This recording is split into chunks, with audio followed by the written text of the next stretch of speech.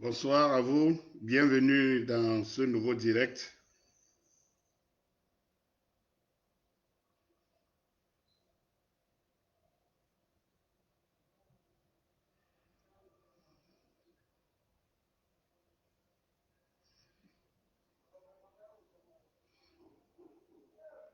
Bienvenue dans ce nouveau direct. Bonsoir à vous.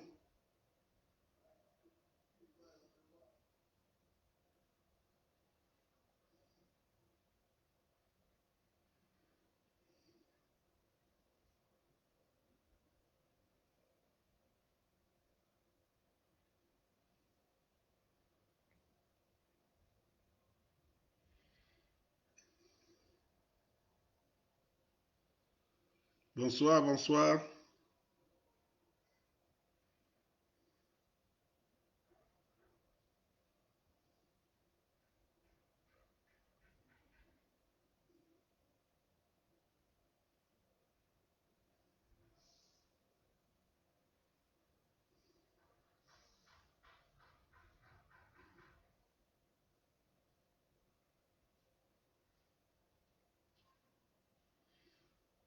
Bonsoir, bonne arrivée.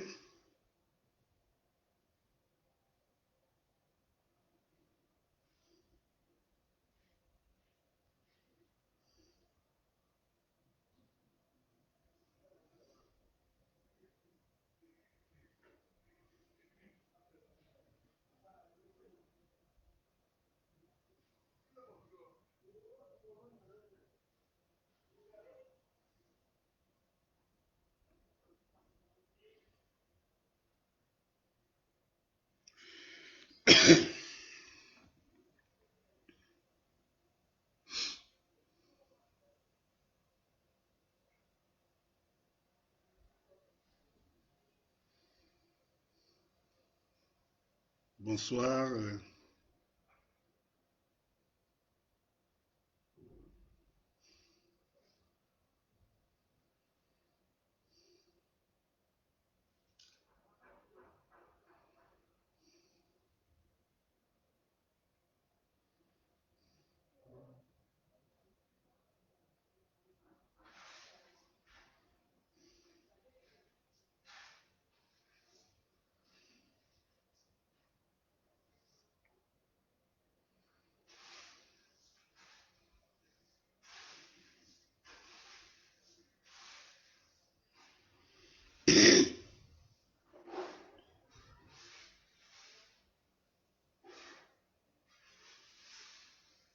Oui, bonsoir.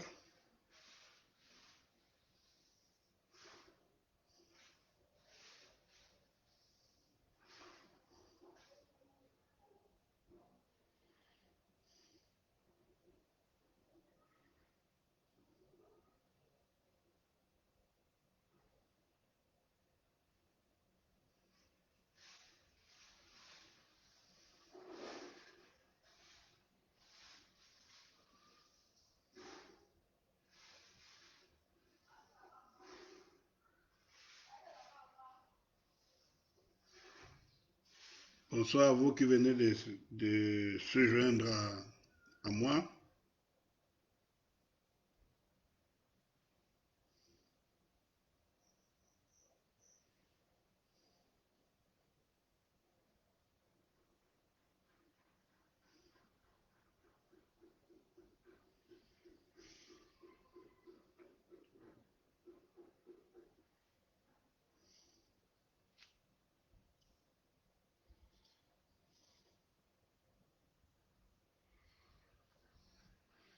J'espère que la journée a été pour ceux qui viennent de rentrer ou qui sont en train de rentrer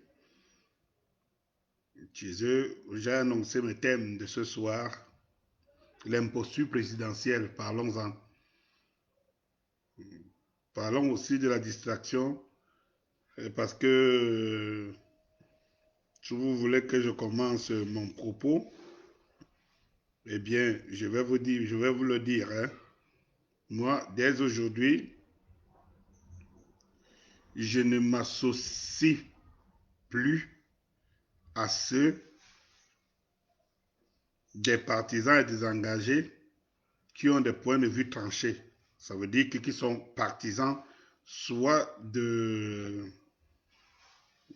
parti quelconque ou quoi que ce soit, parce que moi, je milite pour un regroupement des forces pour le chassement.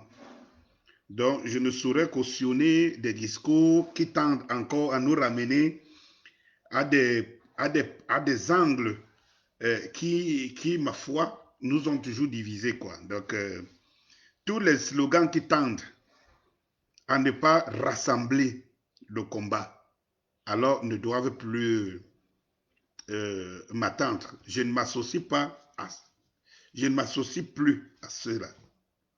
Parce que j'estime que nous devrons être assez matures pour savoir que le combat se gagnera avec tout le monde. Nous avons 80%, 70 à 80% du peuple camerounais qui attend le changement, qui en a soif. Et tout contrairement à ce que les uns et les autres peuvent imaginer ou peuvent penser, donc il n'est pas question qu'on nous ramène à des luttes partisanes. Parce que ça, le régime actuel qui est là joue bien, aimerait bien que ça soit comme ça, qu'on soit en train de se diviser, voilà, des trucs comme ça. Non. Bon, moi, je ne participe plus. Je ne suis plus avec des combattants qui sont partisans. Parce que la lutte, quand vous avez une lutte commune, vous laissez vos bannières de côté. Vous laissez vos bannières de côté.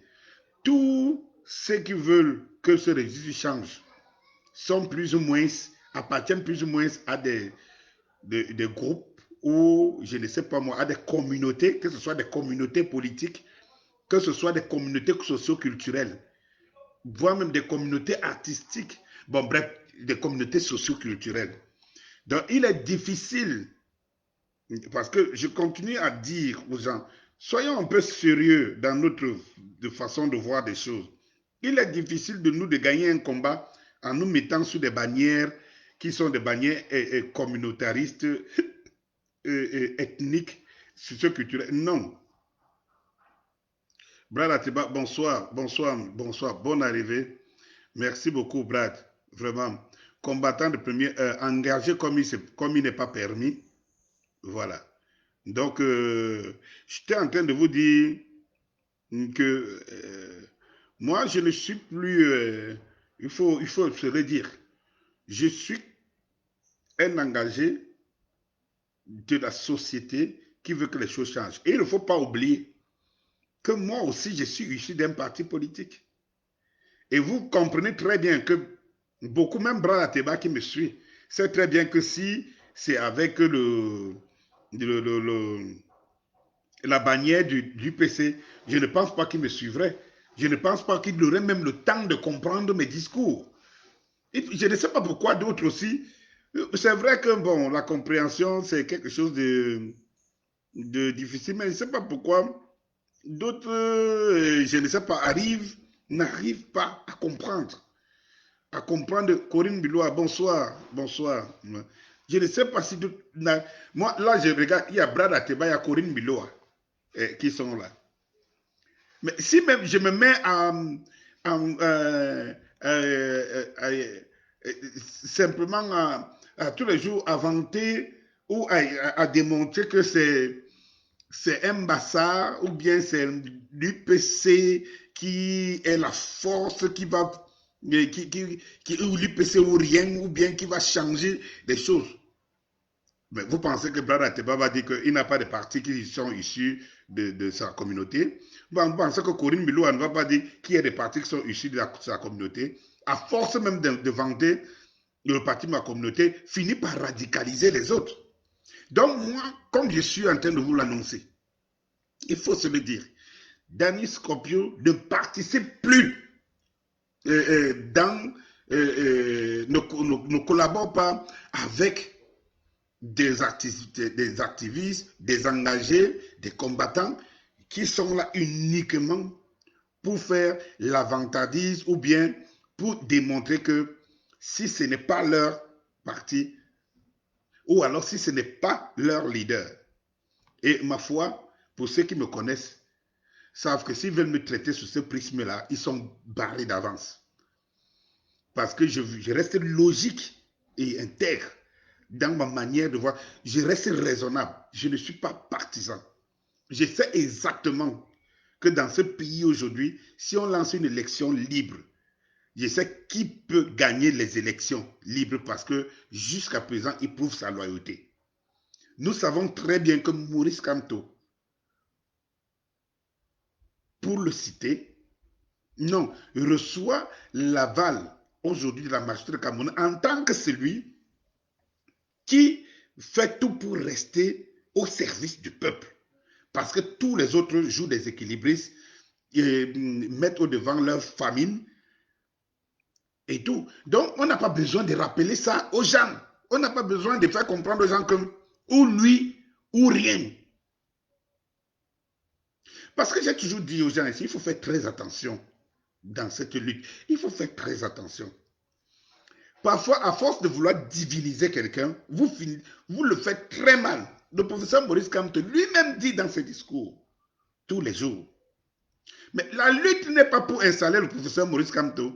Et là, je rejoins un combattant que je citerai, parce que vous savez, moi, je consomme toujours avec les noms. Je citerai, je rejoins par exemple Collins, Nana Collins, qui a lancé ça aujourd'hui, et vous savez très bien que ici, tous les jours, je défends cette idée. Le professeur Maurice Kamto a conduit les Camerounais à une manifestation le 22 septembre. Et nous sommes alignés tous derrière. Ça dit que nous autres combattants, activistes engagés, nous autres engagés, personne ne nous a amenés. J'ai signé des articles vidéo. Qui mieux que Kamto? J'ai signé des articles sur des attaques qui visent à démontrer les attaques malencontreuses d'une ethnie, d'une tribu au Cameroun. J'en ai fait et ce n'est pas aujourd'hui. Mais il faut que les uns et les autres le sachent. Le combat ne se gagnera pas en allant avec le nom de quelqu'un. Moi, j'étais très admiratif aujourd'hui dans le texte que Colin Stan a lancé. Quelle est la raison de notre lutte? Faire partie Paul Biya ou installer Maurice Kamto. Et pour ceux qui me suivent, tous ceux qui me suivent peuvent aussi répondre à cette question. Je dis que c'est Colin Stan qui a lancé cette question aujourd'hui. Et là, nous sommes tous, je suis d'accord avec cette approche que je développe. Et c'est même l'objet du M22. Parce que pour ceux qui se posent encore la question, le M22, c'est tout simple. Eh bien, allez regarder la profession de foi du M22. C'est la plateforme, autrement encore appelée le Parlement du peuple. C'est la plateforme où tous ceux qui veulent pensent au changement. Et comme nous savons que 80% des Camerounais veulent le changement, donc c'est la plateforme des Camerounais dont on a exclu de l'Assemblée nationale, dont on a exclu du Sénat, dont on a exclu de la Cour constitutionnelle, dont on a exclu de l'ECAM, dont on a exclu des municipales, donc des mairies et autres, dont on a exclu des régions. Parce que tous ces instruments étatiques sont embrigadés par le régime en place avec son parti, le RDPC.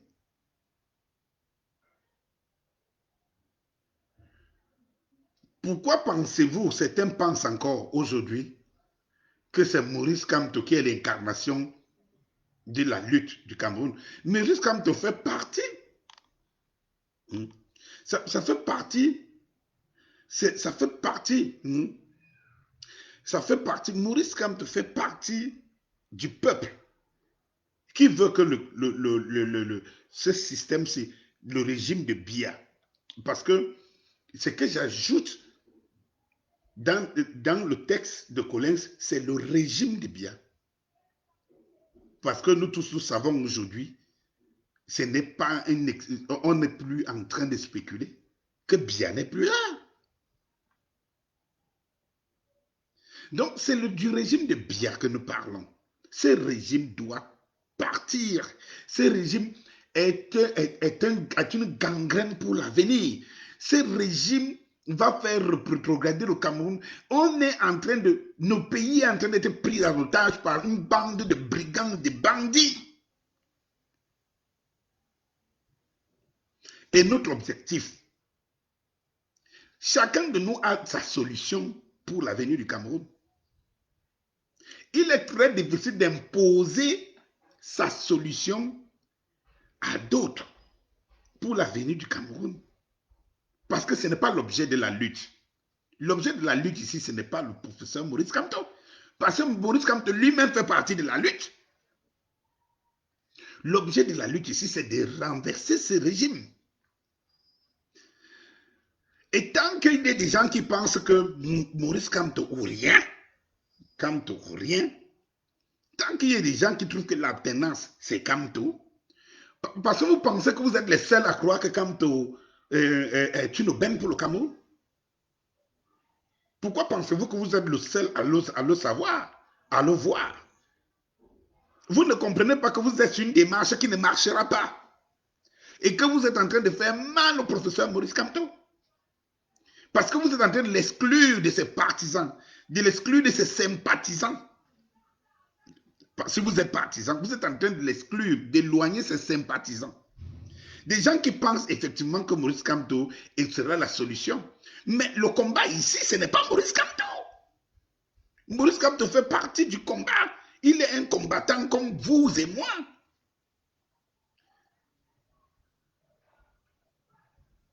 Moi, je suis encore gêné aujourd'hui. Au jour d'aujourd'hui, je suis encore gêné de voir qu'il y a des Camerounais, et il y a des Camerounais, soit la diaspora, qui pensent qu'il faut continuer à lancer le slogan de Maurice Kamto.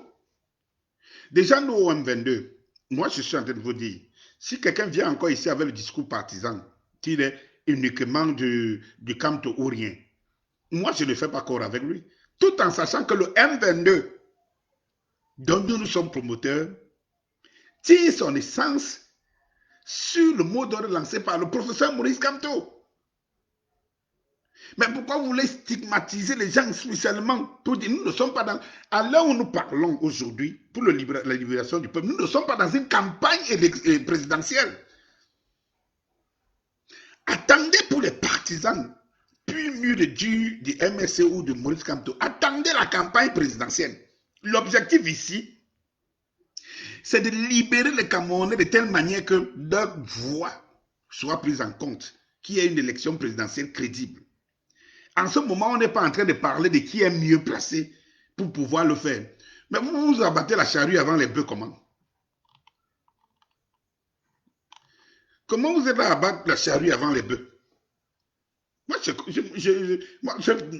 ça m'étonne. Même si on n'a pas beaucoup fréquenté, on a quand même, on a quand même fait le coup préparatoire jusqu'au inventaire d'eux. Est-ce que c'est difficile à comprendre? Ce n'est pas difficile à comprendre. Je vous dis, allez à Saint-Mélima. Laissez la propagande qu'on vous lance. Allez à Saint-Mélima. Infiltrez les citoyens de Saint-Mélima. Ils vont vous dire ce qu'ils pensent de ce régime. Allez à Ebolova. Allez à Bertois. Allez à l'Est. Allez partout. Et vous voyez, je prends la zone dont on estime que c'est la zone du président ou bien de l'ex-président Paul Biya. Ou la zone de ce régime. Mais allez-y. Vous allez vous rendre compte du contraire de ce que vous pensez.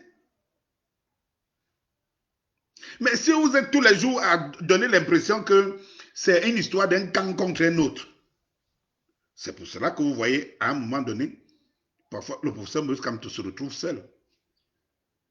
Parce qu'il y a des gens qui estiment que c'est une histoire de parti, c'est une histoire de partisans, que les partisans aient libéré le professeur Maurice Kamto. Malheureusement, on ne les voit pas.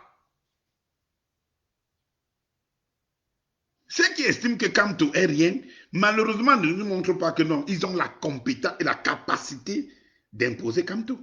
Si vous n'avez pas la capacité d'imposer Kamto, cela veut tout simplement dire, dans un pays multiethnique comme le Cameroun, il est très difficile de se focaliser derrière une communauté et dire que cette communauté va prendre le pouvoir. C'est difficile. Vous êtes plutôt en train d'exclure cette communauté du pouvoir.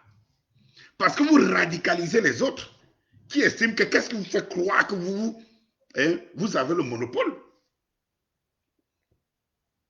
Pourquoi voulez-vous qu'on revienne dans ce même discours tous les jours? C'est de la distraction. Au moment où on parle de stratégie, on rentre encore tous les jours à vraiment où c'est pas Kamto, où c'est machin de ok, d'accord, je l'admets. Restez donc dans votre lutte. Nous, on mène la nôtre, celle du peuple qui veut que ce régime-ci disparaisse. Et pas dans la logique de Kamto qui doit arriver au pouvoir. Mais cette logique, nous sommes dans la logique que le peuple revendique sa liberté, sa prospérité. Et ce peuple est ce peuple qui se rassemble autour de la plateforme, le M22, qui veut dire mouvement du 22 septembre.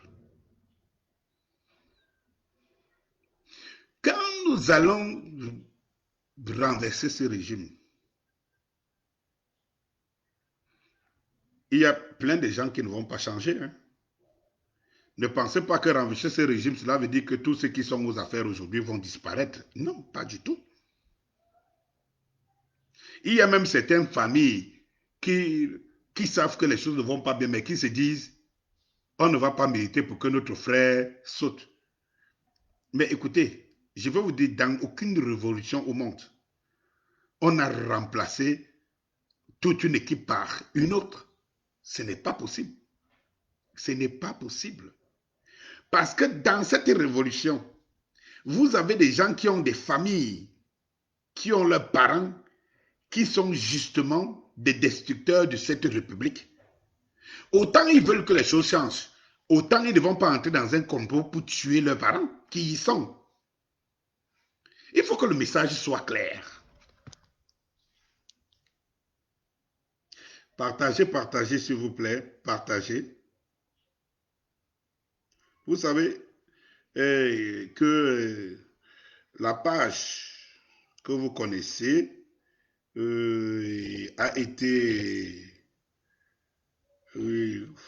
empestée des tops et tout, qui bloquent les notifications et tout.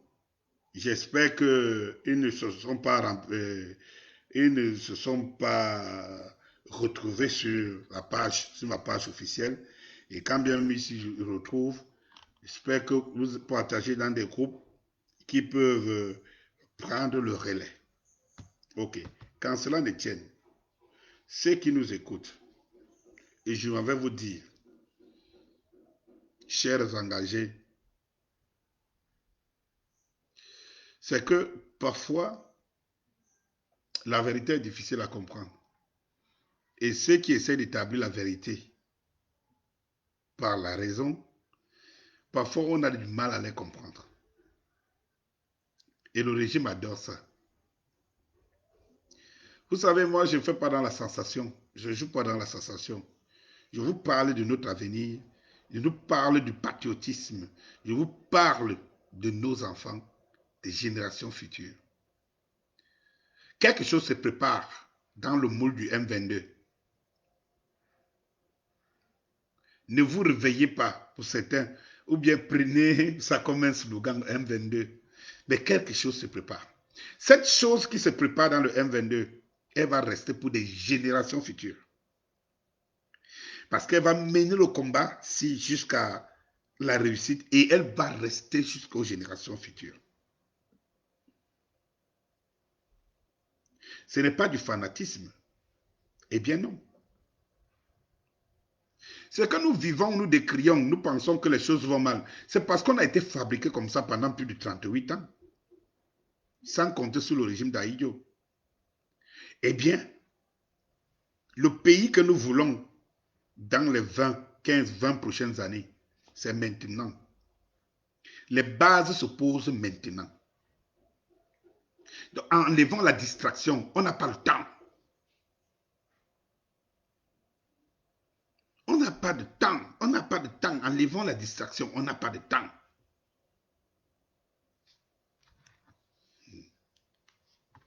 Il faut que ça se sache. On n'a pas de temps. Donc, je voudrais à ma première entame le dire, pour dire que le combat, one shot, one way, c'est que ces régimes tombent.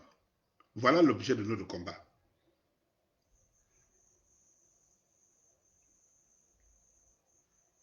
Voilà l'objet de notre combat. Donc, abat la distraction. C'est ce que je voudrais dire. Abat la distraction. Abat la distraction. Il faut qu'on se comprenne très bien.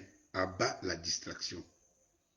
Donc, si on s'est compris ce côté-là, c'est vrai qu'il faut toujours marteler, marteler, marteler et remarteler. Ce que je m'en vais vous dire en plus, c'est que je me suis penché sur 3 thèmes ce soir. Je veux prendre le deuxième thème qui est, peut-être je commence par la fin. Vous avez vu en France, vous voyez ce qui se passe maintenant en France avec le professeur d'histoire qu'on a décapité.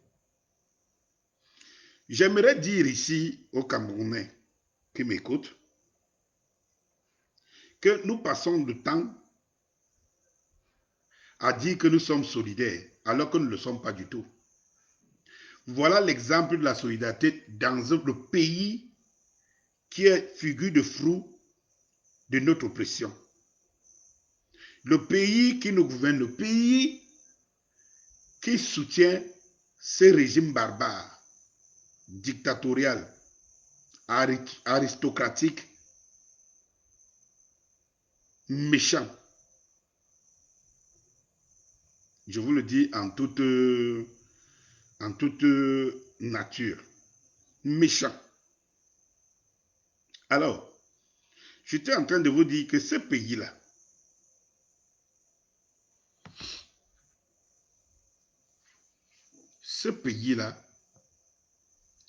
on a décapité un professeur d'histoire qui est décapité par un musulman engagé. Vous voyez toute la France mobilisée pour la mort d'un des leurs. Toute la France mobilisée pour la mort d'un des leurs. Eh bien, nous ici, non seulement on ne se mobilise pas pour la mort d'une personne, vous savez pourquoi tous les Français se mobilisent pour la mort d'un de leurs? Parce que chacun se dit, personne n'a le droit de mourir comme ça. Chacun se dit, ça pouvait être mon père, ça pouvait être mon oncle, ça pouvait être ma soeur,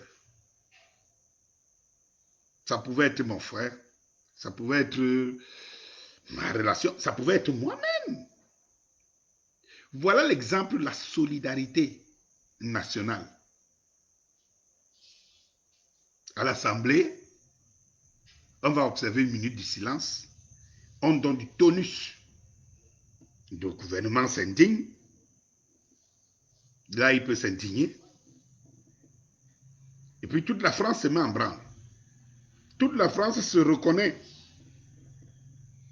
en ce professeur qui a été assassiné. Mais moi, je vous pose une question, nous les Camerounais. Et il y a un jeune professeur qui a été assassiné ici par un élève. Nous nous sommes indignés. Nous les Camerounais, nous nous sommes indignés. Nous avons donc je veux dire quoi, les soutiens ou les partisans de ce régime qui nous font croire tous les jours que ce régime n'a rien à reprocher.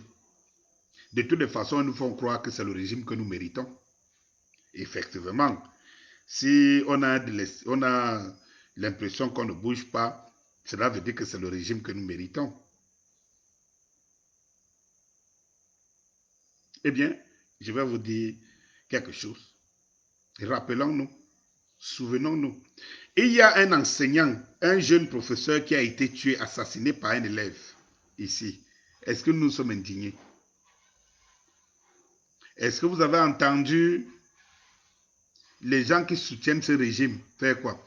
Vous avez entendu même communiqué officiel?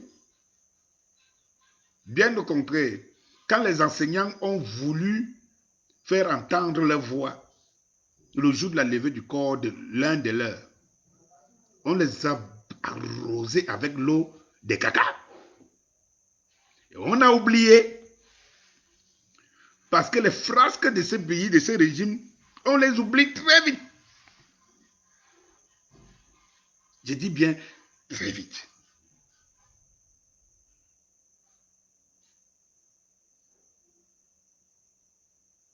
On a oublié. Vous qui êtes là, partagez parce que le message passe, c'est le plus important. On va retrouver la vitesse de croisière qu'on avait ici en mettant toutes ces barrières qu'on a mis sur mon compte, sur le piratage sur mon compte. Il ne faut pas se décourager, le meilleur à venir. De toutes les façons, ils peuvent arrêter la sensibilisation, mais ils ne peuvent pas arrêter l'action. Ça, c'est clair. Donc, j'étais en train de dire qu'on a oublié. On a oublié.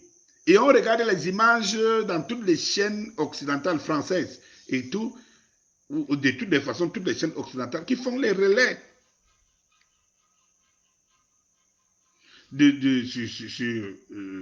sur ce professeur d'histoire qui a été tué. Mais de quel pays parlons-nous? Où sommes-nous? Je n'appelle à la conscience collective. Et ce genre de mobilisation, vous pensez, est-ce que c'est normal qu'un élève, qu'un enseignant soit tué de sang-froid par un élève? Et que sans que cela n'émeut toute la communauté, c'est-à-dire que tout le peuple devait être dans la rue pour dire plus jamais ça. Eh bien, les enseignants se sont retrouvés seuls. Et pas tous, hein, quelques. Où est la solidarité africaine? Où est ça? C'est qu'on a nous enseigné. On est en train d'inverser les rôles. C'est-à-dire qu'en fait, des générations qui sont là aujourd'hui pensent que la solidarité, elle appartient aux Africains, alors qu'on ne la voit plus nulle part. Mais alors, nulle part du tout. Parce que le gouvernement lui-même fait tout. C'est-à-dire que ce régime qui est en place, il fait tout pour tuer l'esprit de la solidarité. Parce qu'il ne survit que grâce à la division et le manque d'esprit solidaire, manque de solidarité entre les citoyens camerounais de tous bords. C'est pour cela que je vous ai dit à ma première articulation que les discours qui tentent à élever des dieux une partie des Camerounais et à dire que c'est eux, si ce n'est pas eux, le Cameroun ne va jamais s'élever, ces discours, je ne suis pas d'accord. Ces discours répondent, ça dit que épouse le discours du camp d'en face qui estime que Biya ou rien. Après Biya, ce sera le chaos. Et nous, les citoyens camerounais, nous ne voulons pas être pris en otage par ce genre de discours qui divisent. Je demande et j'insiste là-dessus que tous les Camerounais, que chaque Camerounais se pose la question.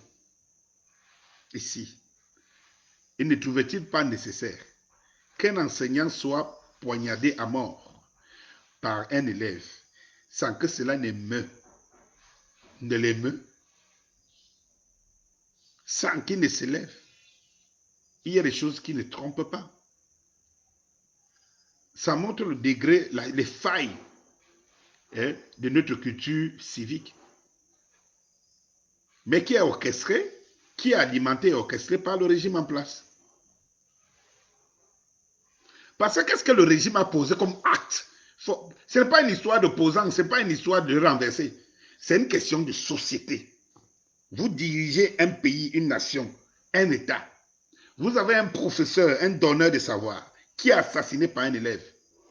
Quelles sont les actions que le système gouvernant a menées pour pouvoir braquer tous les regards, toute l'attention sur ce genre d'événements tragiques afin que cela ne se produise plus.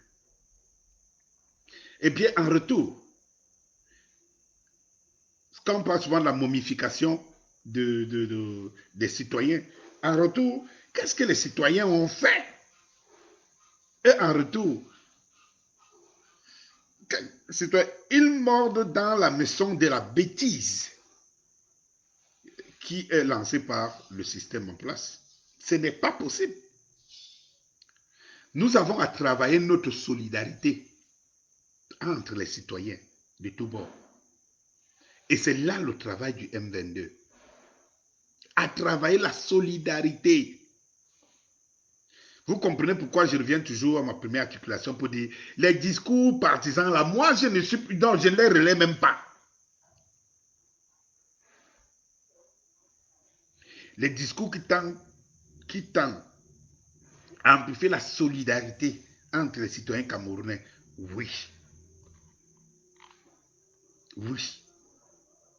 Ce n'est pas possible qu'un enseignant soit mort, poignardé, et que les Camerounais ne se lèvent pas. Ils regardent la télé comme si ça se passait dans d'autres pays. Mais ma foi, tu vois quand même les partisans de ce système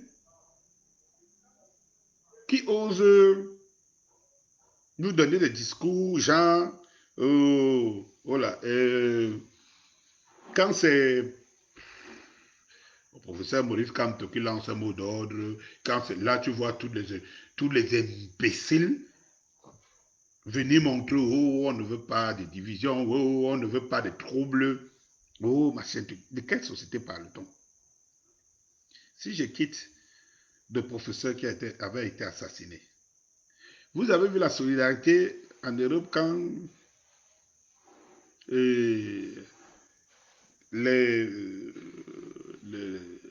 comment on les appelle, les terroristes ont assassiné, ont composé l'acte de Charlie Hebdo.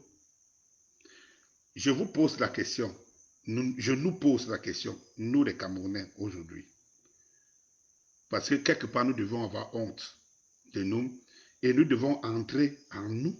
Nous devons entrer en nous pour pouvoir faire une introspection, se regarder et se poser la question en chacun de nous, en quoi il vaut dans cette république. En quoi il vaut dans cette république. La solidarité, c'est quelque chose d'important. Pensons encore aux enfants de Gabou. Tous ces enfants qui ont été tués, assassinés. Ça seul suffisait à mettre tous les Camerounais dans la rue. Pour dire, chaque Camerounais devait se... Mais ici, dès qu'un... je vais dire quoi? Un ambazonien tue quelqu'un, en ce moment, c'est là où vous sentez les discours des gens qui donnent l'impression qu'ils aiment trop le Cameroun.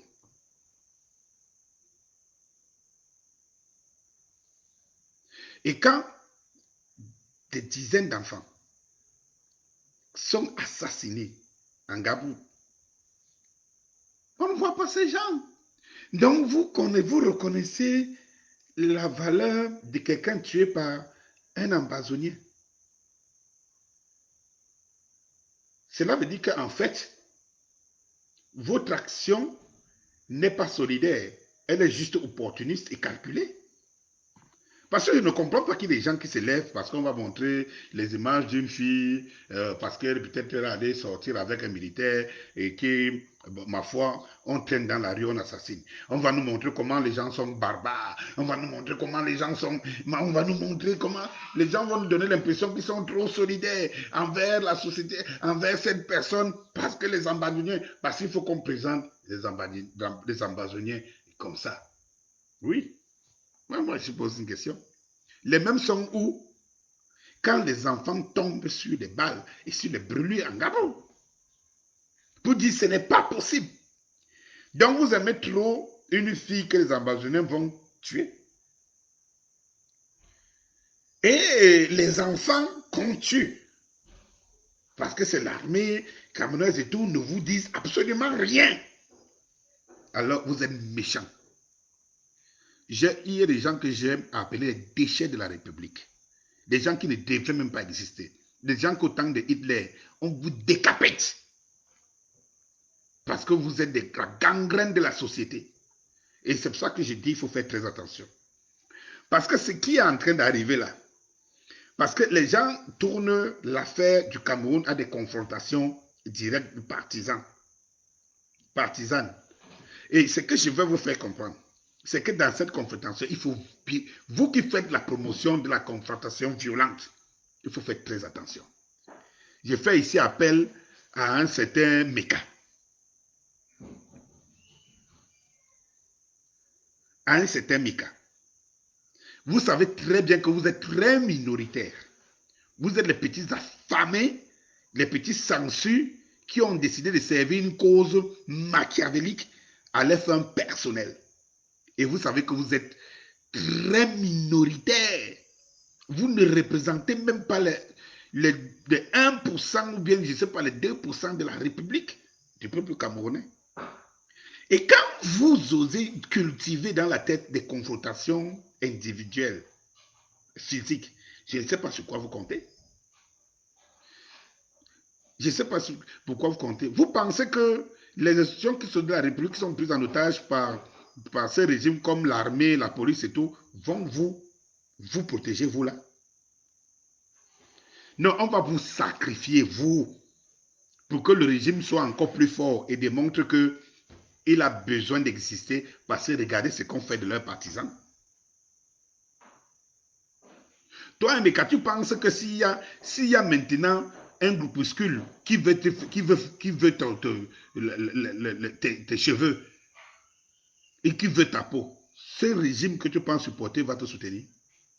Il va te sacrifier pour pouvoir mieux, je ne sais pas, mieux se restaurer de ton sang. Parce que pour pouvoir attirer de la sympathie, il faut des sacrifices. Il faut des sacrifices. Et nous voyons bien comment la guerre se passe au Nozo. Il est de sacrifier du même camp, même de sacrifier du même camp. Alors il faut faire très attention. Vous qui faites le culte de la violence, là, il faut faire très attention. Ça, je vous l'avertis, il faut faire très attention. La deuxième chose que je m'avais vous dire à propos, c'est que je ne peux pas comprendre comment un sous-préfet peut assassiner une fille qui tue par balle sans que même ne serait-ce que Kribi ne marche. J'aimerais poser la question à la population de Kribi.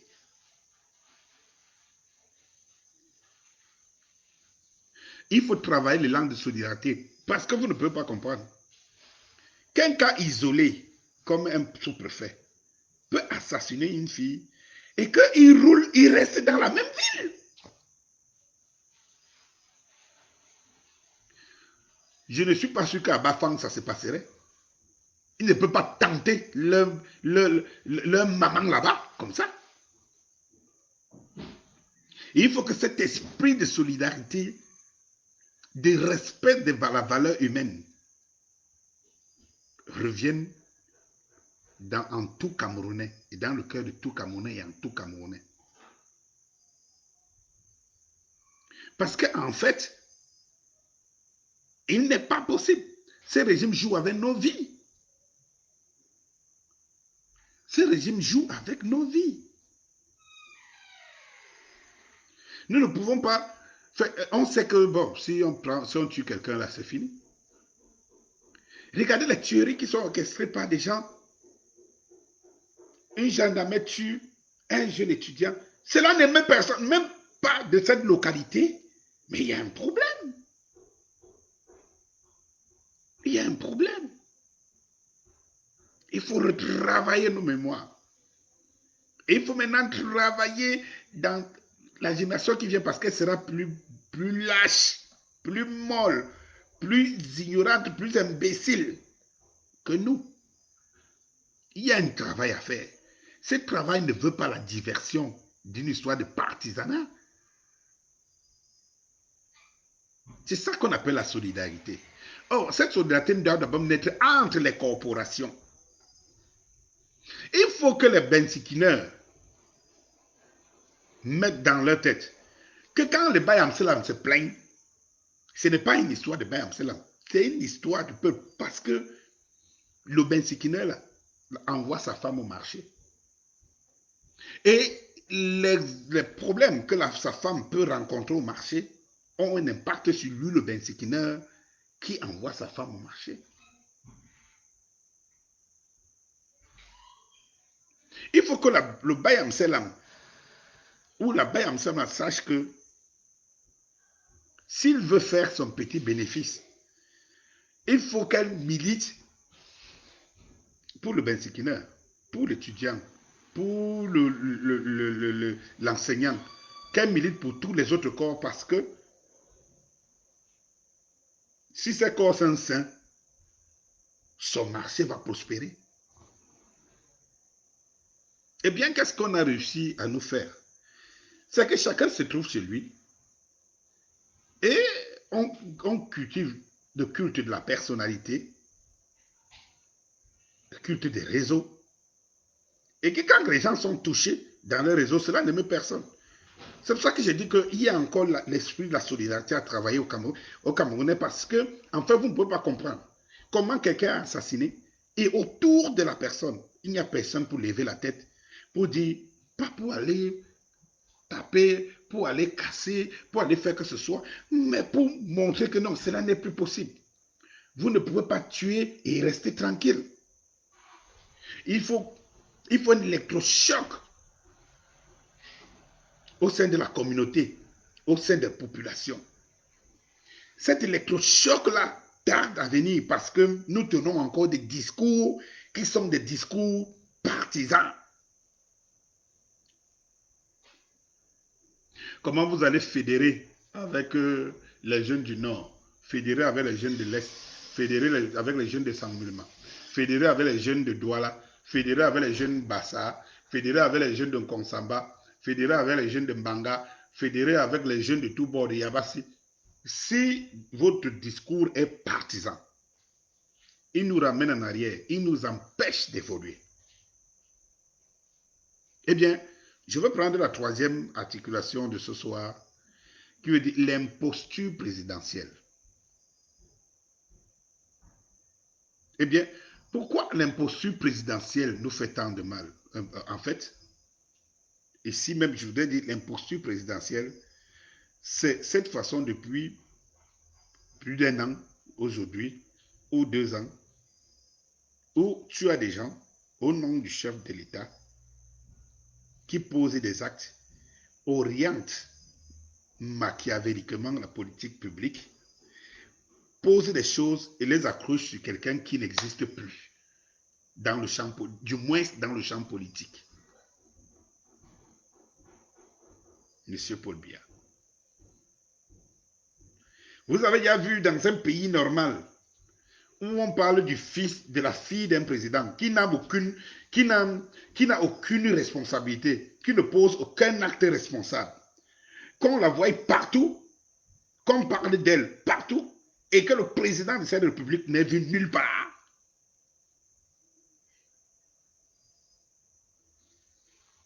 Il y a un problème, mes chers frères et sœurs, chers engagés. L'imposture présidentielle veut qu'on nous dise qu'il y a un ministre ou bien un organisme qui a pris une décision de faire taxer les téléphones achetés et que sur haute instruction du président de la République, qui ne sait même pas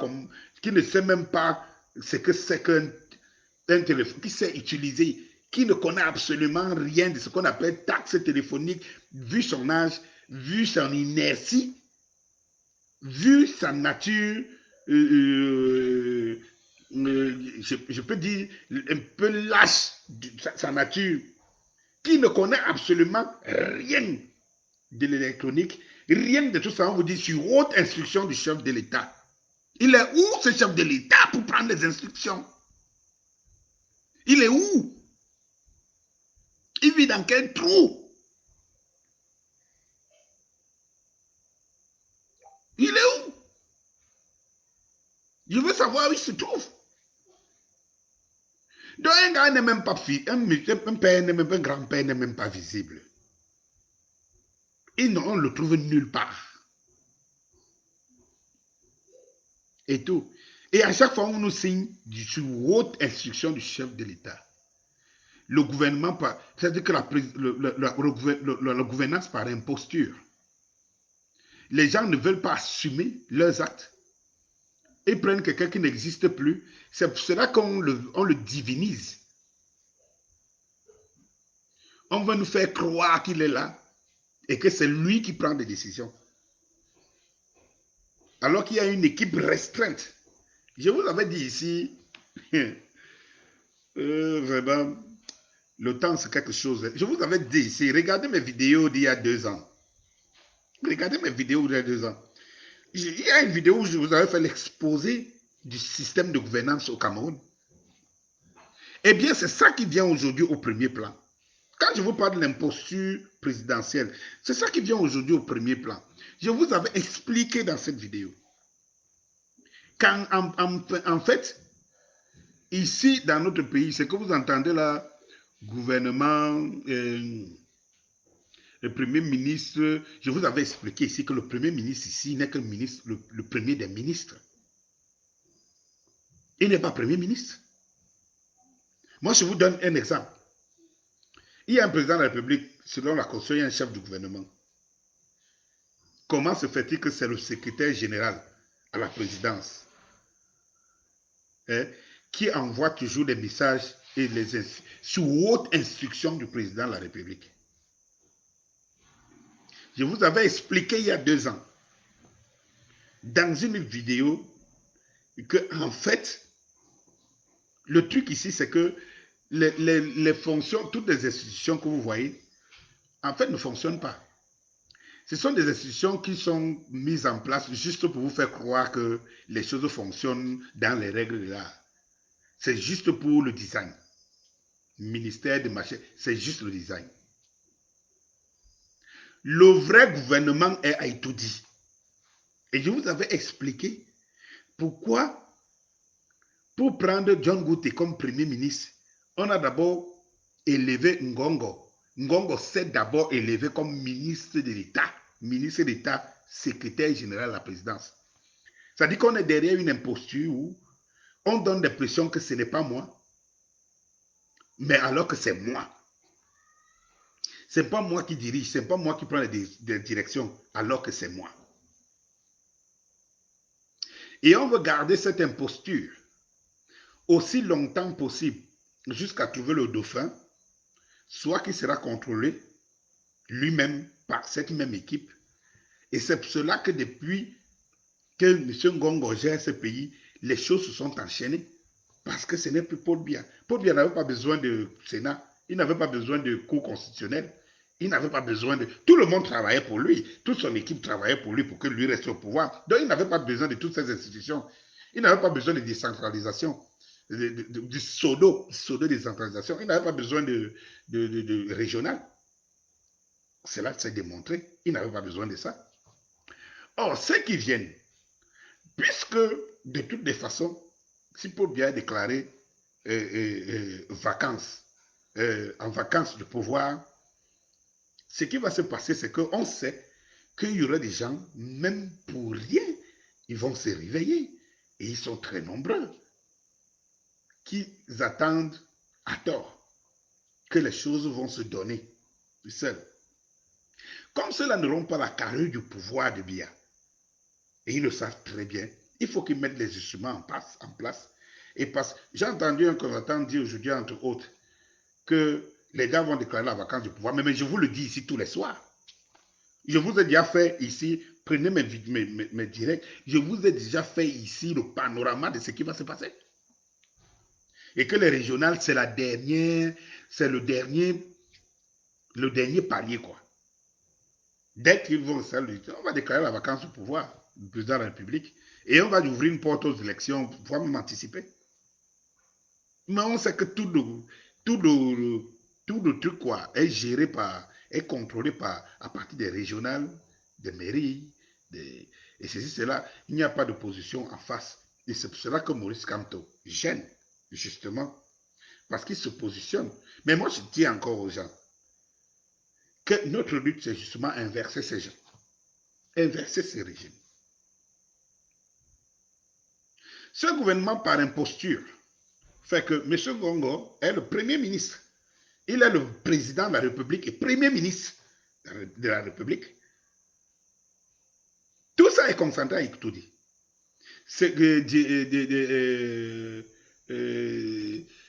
Tout son arsenal qui est autour de lui. Il y a donc maintenant au sein du gouvernement fictif, au sein du gouvernement fantoche qui est là, il est donc des ailes dures de l'ex-président Paul Biya. Vous avez comme ça des gens comme le ministre de la Justice qui représente l'aile de Paul Biya. Ils ne sont pas très nombreux. Ils sont contre 2 ou 3 caïds. Après, vous avez de l'autre côté l'aile de Ngongo, l'homme du pouvoir actuel au Cameroun.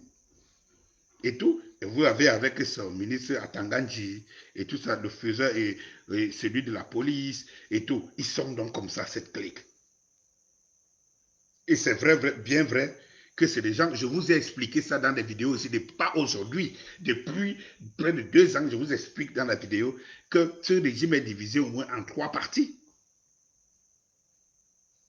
Il y a des partisans de Biya, il y a des partisans de ceux qui étaient des fidèles de Biya, et il y a une aile qui mélange les deux. Je vous ai déjà expliqué ça. Ici, il n'y a rien de nouveau aujourd'hui. Il n'y a rien de nouveau. C'est pour ça que parfois, quand je vois aujourd'hui, on s'y attelle, moi, ça me fait trop rire. Parce qu'en fait, il y a des gens qui se réveillent aujourd'hui. C'est pour ça que je dis que ça ne sert à rien, hein, de faire du tapage, juste pour tapage. Il faut d'abord prendre conscience de la situation et tout. Moi, je suis entrepreneur dans ce que je fais. Je suis entrepreneur dans mon service. Je suis architecte de formation. Quand vous venez me voir, je vais prendre la mesure de votre besoin. Avant de commencer à vous faire des propositions, je vais prendre la mesure de vos besoins. Donc, il ne faut pas courir pour courir, il faut maîtriser, il faut comprendre le fonctionnement de cette république et de ce régime fantoche, dictatorial, machiavélique, suceur de sang. Pour savoir le remède. Et nous, au M22, nous avons le remède. Nous avons le remède. Nous n'avons pas les moyens de notre politique jusqu'à présent, mais laissez tomber. Parce que même si vous avez tous les moyens du monde, si vous n'avez pas la bonne stratégie, tous ces moyens seront dilapidés pour rien. Vous savez pour ce que combien les Qataris, avec le PSG, ont déjà dépensé pour avoir la coupe, la Champions League. Si vous n'avez pas la bonne approche, vous pouvez mettre tous les moyens du monde. Cela ne changera rien. Il faut qu'on se le dise. Salut à toi, Evasco, Yves. Salut. Essayez de partager au maximum, même si je suis en train de tirer vers la fin de mes propos, de mon exposé ce soir. Et bienvenue à ceux qui s'accommodent à ma page Daniscopie officielle. Parce que comme vous avez vu le compte Facebook, il est truffé de ces gens qui boycottent, qui font tout ce qu'ils veulent. Mais cela ne nous empêchera pas d'évoluer. Donc, je vous disais que nous avons un gouvernement de l'imposture. Ils prennent des décisions qui ne soumettent pas au peuple. Comment se fait-il que vous votez une loi? C'est au moment de la mettre en application que vous commencez à réfléchir si c'est la bonne approche ou pas. Comment vous avez d'abord fait pour la voter? Vous votez une loi sur l'augmentation de... Très vite. Et comme je vous dis, c'est des bandits à col blanc. C'est des bandits. Ils sont coupés du peuple. Hein. Parce qu'ils posent des actes sans se rendre compte que ça peut se retourner contre eux. Si, ils ont même beaucoup de chance. C'est parce que si le peuple n'était pas momifié, si le peuple n'était toujours pas aussi désorganisé, mais ces gens-ci, chaque jour, nous donnent l'occasion de les chasser. C'est nous qui ne les chassons pas. Ils ne sont pas forts. Ils montrent tous les jours qu'ils sont bêtes. Ces régimes montrent tous les jours qu'ils sont bêtes. Ça veut dire qu'ils n'agissent que par la force. Ils n'ont aucune intelligence, aucune stratégie. Ça veut dire que leur cercle de réflexion est nul. À chaque fois qu'ils lancent une action, ils comptent sur la force. Et ils comptent sur cette, je ne sais pas, ils comptent encore sur cette naïveté ou bien cette ignorance du peuple de penser que c'est Dieu qui viendra nous donner le salut. Mais quand vous voyez les actions, vous comprenez qu'ils n'ont ni stratège, ils n'ont ni penseur, ils n'ont rien. C'est des comptes courts, c'est de la connerie. Tout ce qu'ils ont, c'est la force brute. Si ça ne va pas, ils vont aller prendre l'armée, les monter contre le peuple. Mais ces gars, en réalité, ne peuvent convaincre personne. Salut Charlotte Mekoumou. Salut Charlotte. Bonne arrivée sur le plateau de... je n'ai pas l'habitude. Je pense que... voilà, tu n'es pas tombé au mauvais endroit. Tu n'es pas tombé au mauvais endroit, Charlotte. Merci beaucoup d'être là, chers engagés qui veulent le bonheur de cette République. Je terminais par là en disant qu'il faut faire très attention. Ces gars, ils ne connaissent rien. Ils sont bêtes, ils sont cons. Ils comptent tout sur la force. Ils font voter des lois. Regardez comment ils fonctionnent. On arrête quelqu'un aujourd'hui. C'est pendant qu'il est mis en examen, qu'il est incarcéré, qu'on commence à chercher l'objet de sa mise en examen, de son incarcération même. C'est-à-dire qu'on arrête quelqu'un, pendant 2, 3, 4, 5, 6 mois, on est en train de chercher l'objet de son arrestation. Et c'est ces gens-là qui nous parlent de pays de droit. On vote une loi, à son application, on lance d'une manière bête parce qu'on sait que les Camerounais, bof, ils vont se lamenter là, oui, ils vont marcher. Vous pensez que s'ils ne retiraient pas la loi parce qu'ils savent ce qu'ils sont en train de préparer,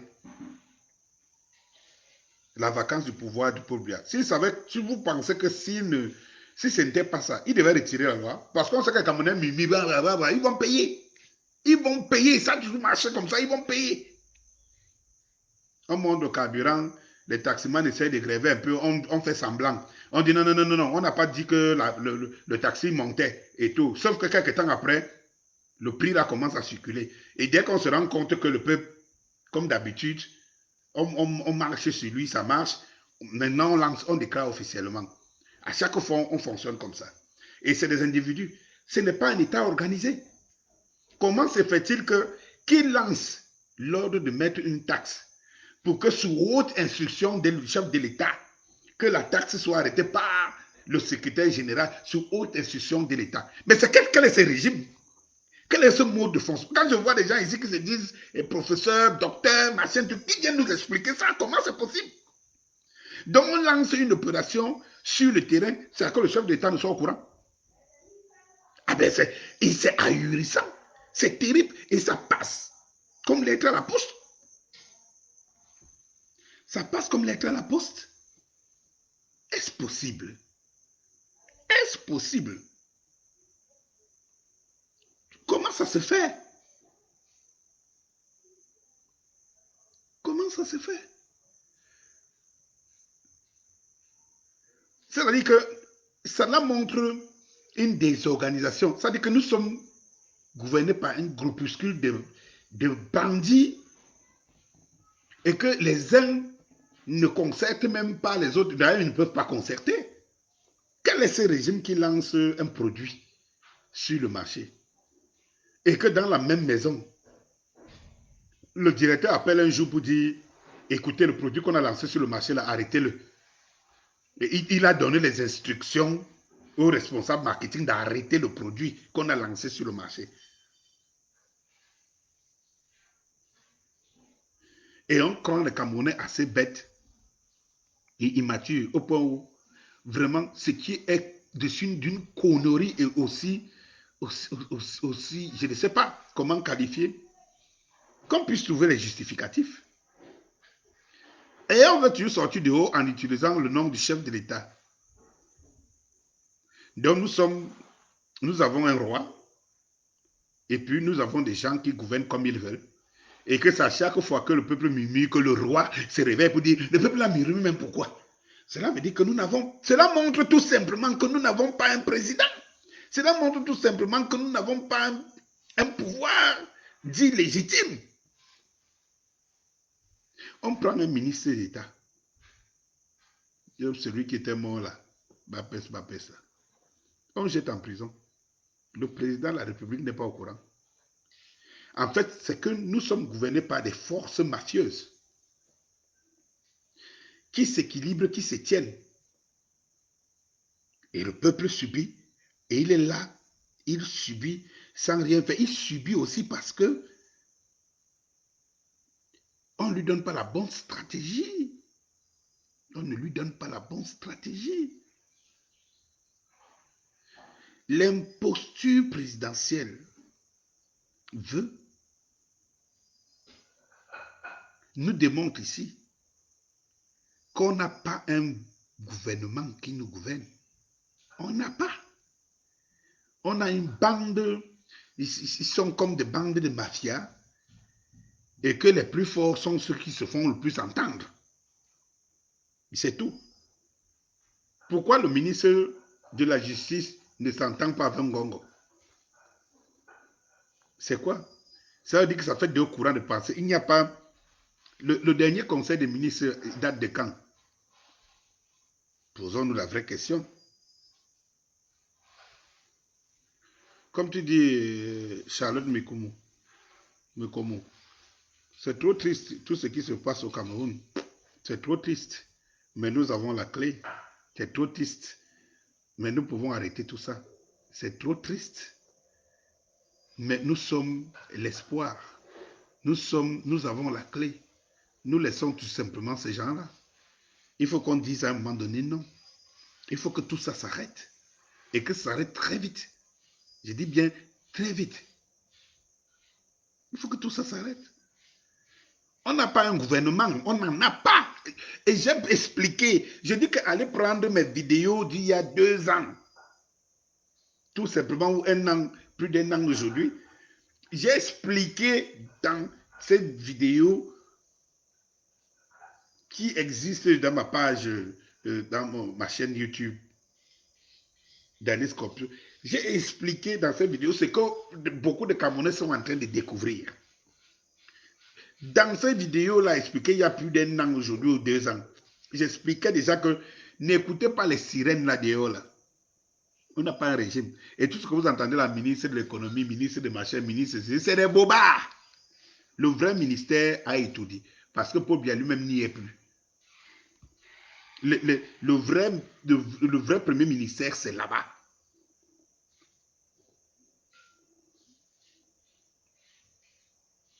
C'est là-bas.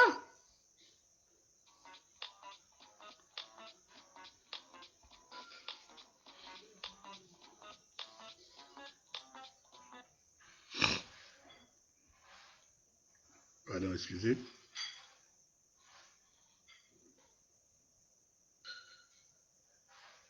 Le vrai ministère même, c'est là-bas. Parce qu'en fait, le vrai gouvernement est là-bas à étudier. Il y a seulement quelques fidèles de M. Paul Biya qui sont restés là, ministre de la Justice. Ils ont peut-être 2 ou 3 postes qu'on ne peut pas déloger. Parce qu'ils connaissent ces petits imposteurs qui viennent en face, qui viennent derrière Ngongo, ils connaissent. Donc, comme dit Guinana, effectivement, nous ne sommes pas gouvernés depuis.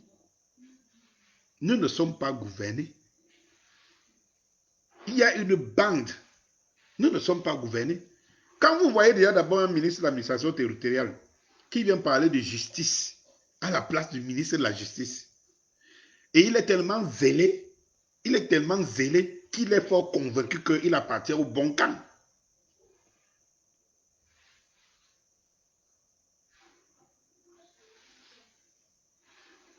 Il y a Olivier Monte qui pose la question, pourquoi le président de la République a disparu depuis mars? Mais il a disparu tout simplement parce qu'il n'a plus sa place là. Il ne dirigeait plus rien depuis. À partir du moment où ce type a délégué sa signature, et vous savez, des choses qui sont terribles. Vous avez un président qui gouverne, comme vous dites qu'il gouverne, mais qui délègue sa signature. C'est terrible. Vous me dire, ah ouais, dans d'autres pays, ça se passe. Mais ça se passe pour des cas, c'est des cas exceptionnels. C'est des cas exceptionnels. Comment le président de la République peut être là, il délègue sa signature? Comment vous-même, vous pouvez admettre que vous êtes là, vous êtes vivant, mais quelqu'un signe à votre place? Donc, Olivier, il ne faut même pas se poser ce genre de questions. J'étais en train d'expliquer qu'il y a 2 ans aujourd'hui, où j'ai fait des directs et des vidéos en démontrant que ce pays n'est plus gouverné et que ce pays, c'est une bande organisée. Biya n'a pas préparé sa relève. Biya n'a pas préparé son dauphin. Donc, les choses l'ont surpris parce que c'est quelqu'un qui a toujours été incapable de prendre une décision, des postures et tout. Je vous dis qu'à partir du moment où on arrête un ministre d'État, on le jette en prison. Et que le président de la République n'est pas au courant. C'est parce qu'il est au courant qu'il demande qu'on le sorte de là. Et on le fait entrer en prison aujourd'hui, une semaine, quelques jours après, on le fait sortir. Nous sommes dans ce pays-là. Vous voyez qu'il y a des choses cohérentes. Un pays où on annonce une taxe en accont avec des gens, des particuliers qui parlent au nom de l'État du Cameroun. Vous voyez certains intellectuels qui applaudissent. Ils cherchent à justifier la possibilité de cette loi, de cette décision. Et que quelques jours après, on vous dit que sous haute instruction du président de la République, Ngongo a dit qu'il faut qu'on suspende ça pour voir d'autres mesures. Vous pensez que c'est quel gouvernement? Et vous voyez même encore les mêmes personnes qui vous démontrent que, ah oui, il a raison de suspendre. Ça montre que le président de la République a l'écoute du peuple. Mais il a l'écoute du peuple ou non, mon frère?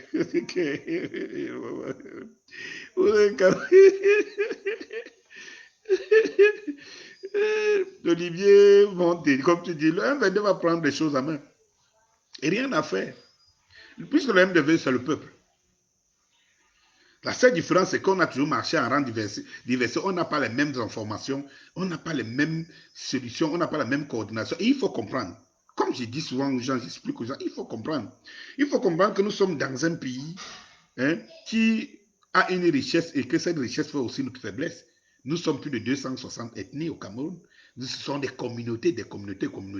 Sur les 22 millions d'habitants ou 30 millions d'habitants, vous avez 260 ethnies. Sans compter que dans ces communautés, il y a autant de communautés. C'est compliqué. Dans ce genre de situation, le Cameroun n'est pas le Mali. Le Cameroun n'est pas dans d'autres pays qui ont peut-être simplement 3, 4, 5 ethnies, ou alors qui sont dirigés par des congrégations religieuses qui englobent, qui ont une culture au-dessus des cultures communautaires.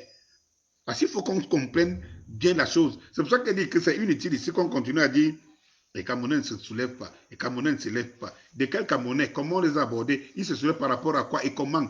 Qu'est-ce qu'ils trouvent? Quel est le lien qu'il y a entre le mot d'ordre et eux? Il faut voir tout ça. Quels sont les pactes? Quelles sont les alliances? Il faut voir.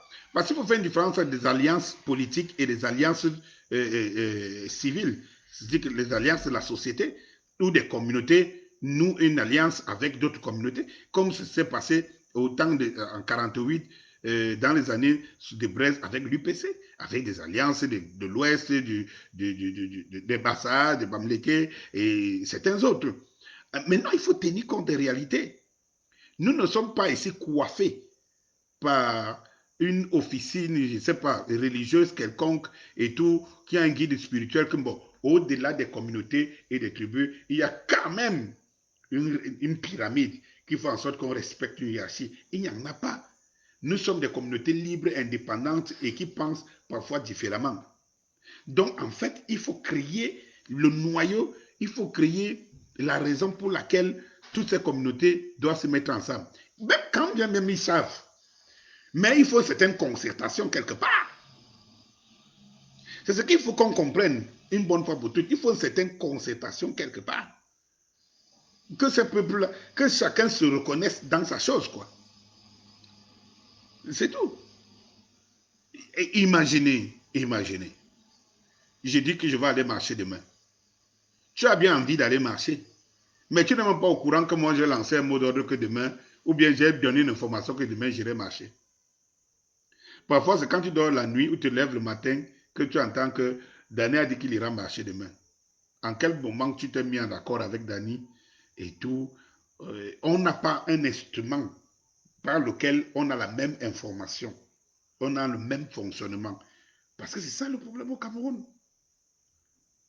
Jusqu'aujourd'hui, jusqu'à l'arrivée du M22, il manquait l'instrument dans lequel toutes les parties peuvent se retrouver, chacun avec ses forces et dans une liberté. Ça veut dire que tout ce que vous réunissez, c'est la même cause. La cause nationaliste. Donc, la patrie, avec ses problèmes qu'il faut régler. Si nous mettons tout cela au devant de la scène, c'est ça notre respect. Tous ceux qui sont aujourd'hui au M22, membres du M22, ne sont ni pas, ce n'est pas un groupe de Bassa, un groupe de, je ne sais pas, un groupe de Bassa, un groupe de Bamleke, un groupe de... Non, c'est que chacun y vient. Olivier monte, comme tu parles du M22, est-ce qu'en épousant la cause, la raison du M22, tu as regardé que je l'épouse avec qui? Ce qui nous met tous ici là au même pied d'égalité, c'est que c'est le Cameroun, c'est la patrimoine, c'est le pays. C'est pour cela que je reviens toujours à la première articulation. Moi, je ne suis plus avec des combattants qui passent le temps à faire un combat qui est partisan. Je ne suis plus. Tout le peuple entier souffre, y compris les gens qui sont dans ce système, qui ne sont que des employés dans ce système. Tout le monde se plaint. Au corps de l'armée, les gens se plaignent. Au corps de la police, se plaint. Tout le monde se plaint. Ce n'est pas nos enfants qui seront en reste dans la plainte. Et c'est pour ça que je vous dis, le meilleur avenir M22, vous ne savez pas ce qui est en train de se mouler, quoi, dans la plateforme, le M22. Je vous dis et vous le dis, et regardons-nous en face. Ceux qui prendront le train plus tard se rendront compte qu'ils auraient dû le prendre plus tôt. Et que le M22, c'est la solution. Même Kamto l'a dit. Et il le dit en mimo dans tous ses discours. C'est les citoyens qui vont renverser ce régime, ce n'est pas Kamto. C'est pas Kamto. On aura besoin de Kamto quand on aura chassé ce régime. Alors on va regarder, est-ce que c'est Kamto, il est mieux placé pour nous diriger ou pas. Actuellement, là, c'est le chassement. Et c'est pour ça que je rappelle ici, pour ceux qui sont encore des indécis, faites comme moi. Moi aussi, je suis militant d'un parti politique. Mais au M22, on ne parle pas de politique, on ne parle pas de parti. On parle de nos problèmes. Donc, j'ai mis mon parti j'ai mis mes activités du parti en vacances pour parler du peuple, pour parler de la société. Et j'appelle ici à tous les partisans des partis politiques de tous bords de sortir de là en sachant que ça n'a pas toujours aidé depuis 38 ans. Pire encore, ça risque d'être plus pire après la vacance du pouvoir déclaré de M. Paul Biya. Donc, j'invite ici tous les partisans des sociétés, tous les partisans des partis politiques et consorts pour dire que ce n'est pas dans le parti que ce régime va partir. C'est la rue qui va renverser ce régime. Les élections, machin, tout, ils les contrôlent. Jamais ils ne donneront le pouvoir au peuple. Donc il faut que le peuple mette en vacances les partis qui les empêchent d'être avec les autres. Parce que si moi je viens parler de l'UPC, le gars du MRC, il ne regarde pas ma cause, il regarde mon parti. Et du coup, on se neutralise. Et ce n'est pas bon. Pourquoi on ne se neutralise pas? Il faut qu'on laisse nos coques là, nos carapaces de parti. Ces carapaces de parti sont lourds. Ou alors lourdes pour nous, pour pouvoir mener d'une manière, pour qu'on soit léger pour mener à bien le combat de chassement. Donc, il faut me croire. On veut que ce qui tombe. Sortons des clivages partisans et communautaristes.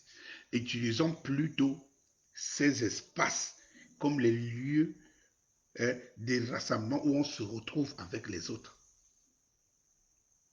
Olivier Monte qui me suit, Guinana qui me suit, et machin. Je ne sais ni de quel parti, nous tous qui sommes du M22 militants, parce qu'on est au M22 pour parler de la solution du chassement de ce régime. Donc, du coup, on ne regarde pas nos ethnies, nos communautés, nos machins, tout et tout. Et c'est aussi simple comme ça. On regarde l'objectif premier. Donc, tous les partisans ou sympathisants des partis politiques doivent se dire une chose. S'ils veulent avoir à côté d'eux l'ensemble des autres Camerounais qui laissent les carapaces partisanes et qu'on se retrouve là. Je m'en vais vous laisser ce soir. À demain pour un autre direct. Merci pour tous ceux qui nous ont suivis. Et dites-vous une chose, le M22 travaille. Le M22 attend des indécis. Parce que le combat à sa phase finale, nous allons le gagner. Nous allons le gagner. Et nous le gagnerons avec tout le monde. Et nous allons libérer les Camerounais. Nous allons libérer les Camerounais de toutes les régions.